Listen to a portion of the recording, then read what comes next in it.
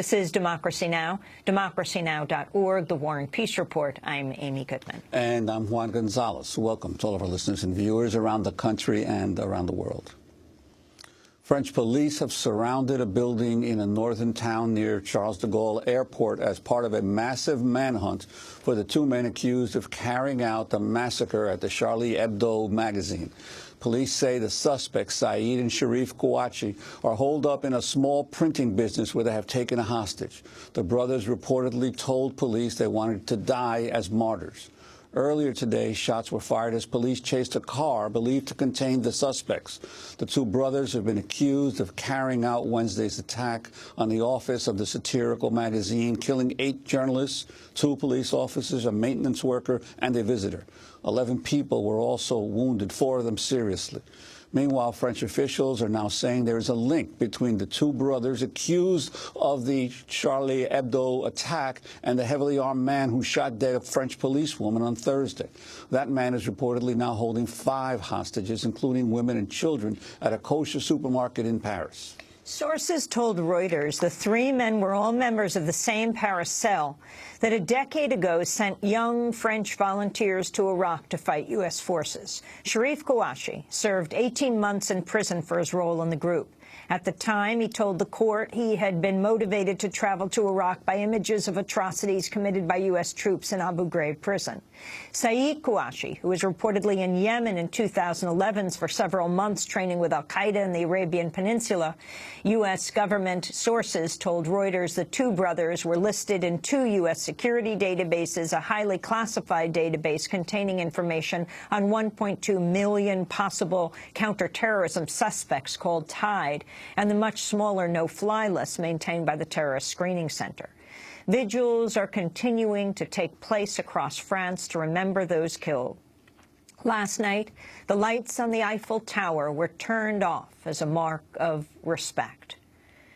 For more on the attacks, we are joined again by Lebanese-French academic Gilbert Achcar. He's a professor at the School of Oriental and African Studies at the University of London. His most recent books are Marxism, Orientalism, Cosmopolitanism, and The People Want, a radical exploration of the Arab uprising. The French newspaper Le Monde has described him as one of the best analysts of the contemporary Arab world. Gilbert Achcar, thanks so much for joining us again today on Democracy Now! So the situation is thousands of French police have surrounded this printing press right near Charles de Gaulle Airport. They are saying that the 2 brothers are inside, that they've got a hostage with them. Police say that they have made contact with the men, that they say they want to die as martyrs. That's according to the police. Can you just talk about the developments of the last few days, from the attack on the newspaper Charlie Hebdo to where we stand today? Thank you, Amy. Well, I mean, the obvious thing, and it should be said to avoid any misunderstanding, is that of course this was an appalling attack and a really barbaric act to slaughter like this these journalists, whatever disagreement one may have with their kind of drawing and their kind of perspective.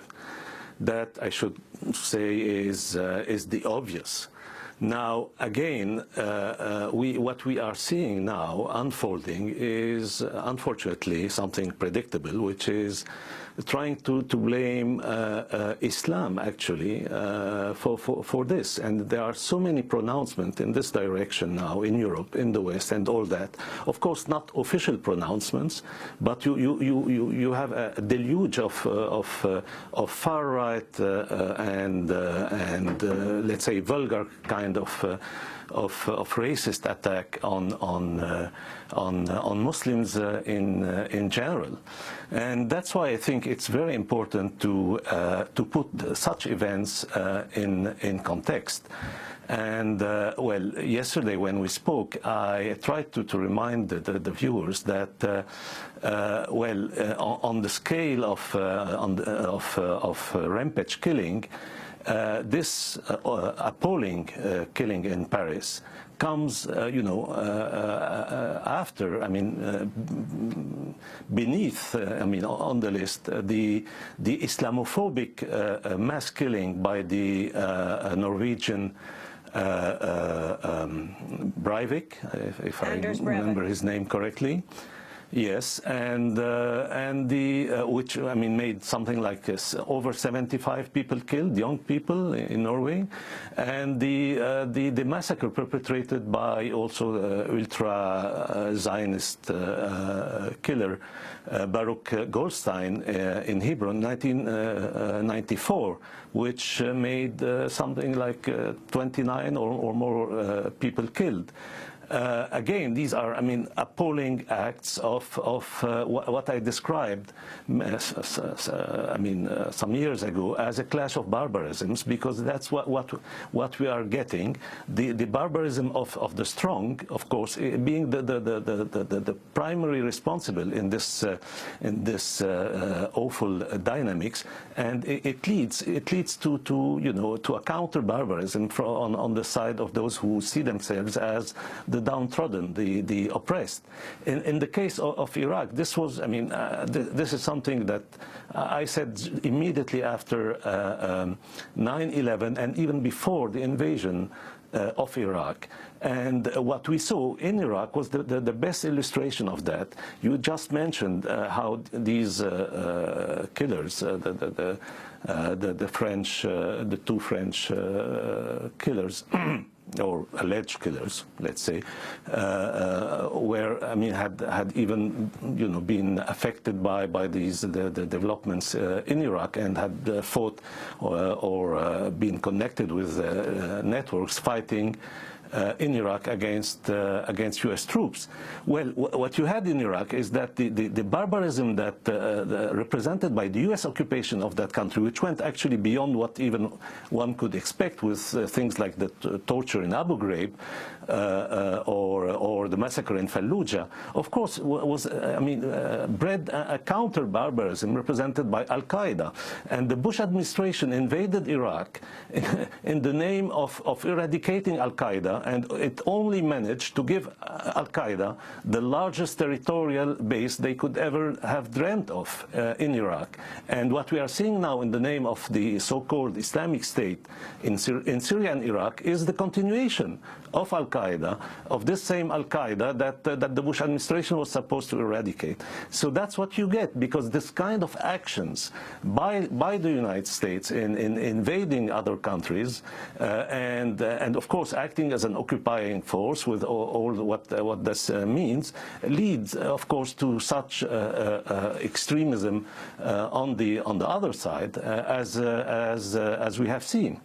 Moreover, we have to take into consideration that for decades the United States, in alliance with its best friend in the Middle East, which is the Saudi Kingdom, the closest friend, even closer than Israel in that regard, the Saudi Kingdom has used their kind of ideology, the Wahhabi interpretation of Islam, which is the most fanatical interpretation of Islam, even against other Islamic, other branches of Islam. It's extremely offensive.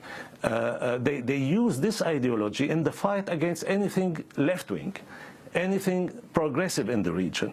That was in the 50s, in the 60s, in the 70s, and ultimately, of course, it peaked in the war in Afghanistan, where such ideologically inspired groups were used by the United States in the fight against the Soviet occupation of that country.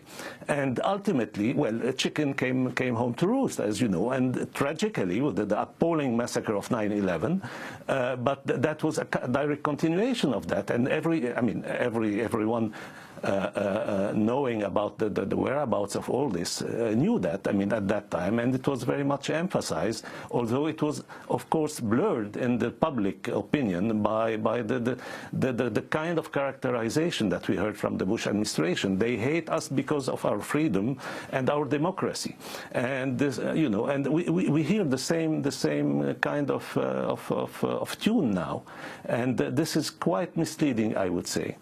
let me also add another dimension concerning France, which was not part of the occupation of Iraq. But in France, I mean, the fact that you have had some young French citizen from Algerian background in the last few years behaving, I mean, in such extremist and fanatical forms as we have seen, is something to be related also to the overall racism and Islamophobia that are quite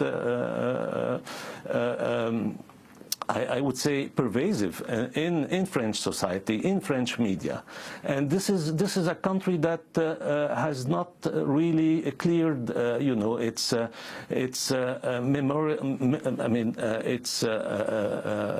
past, the problem of its past, its colonial past.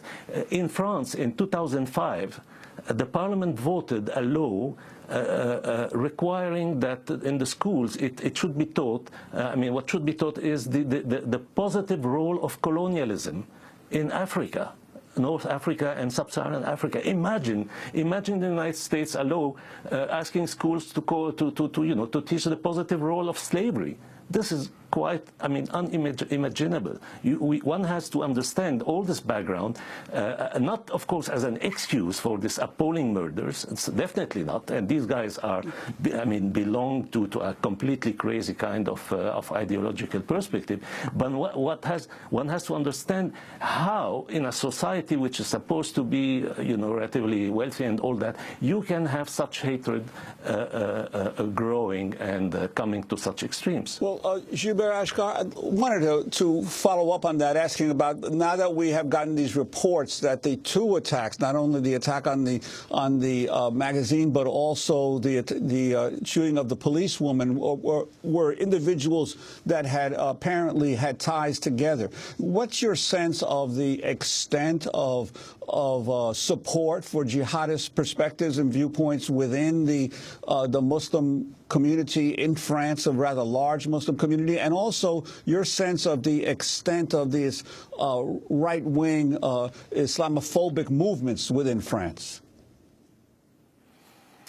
Well, there are definitely much more Islamophobic minded persons and again militants in France than supporters of such appalling act as this attack on Charlie Hebdo. And I would say, fortunately, those who identify with this kind of jihadist perspective are maybe in the hundreds out of a community of several, I mean, a community, or let's say out of several millions of people in France of Muslim background. So we are speaking here of a tiny minority, but nevertheless, the risk is that the kind of victimization of Muslims in general, the kind of the targeting of Islam, the finger pointed at Muslims, requiring from them that they should condemn all that as if it were their problem and their specific problem, and not seeing that this is a problem of the French society and the French state in the first place. All this, you know, creates the risk of people finally identifying, even with these two crazy guys, as, you know, as a kind of, I mean, think of what you had in the United States, turning Bonnie and Clyde into heroes. You know, although, I mean, if you look at the record, it's not exactly a humanistic record. So, I mean, there is here a real danger, a real problem of getting this dynamics of what I call the clash of barbarism going further, developing, and all that. Gilbert, we have to break, but we're going to come back to this discussion, and we'll be joined by a young French Arab student who's here in the United States. Also, the latest news is that these two standoffs that are taking place, one near Charles de Gaulle Airport with the brothers holding a hostage, the other at a kosher supermarket. That one, it looks like 2 hostages have been killed. We'll keep you updated throughout this show. This is Democracy Now! We'll be back in a minute.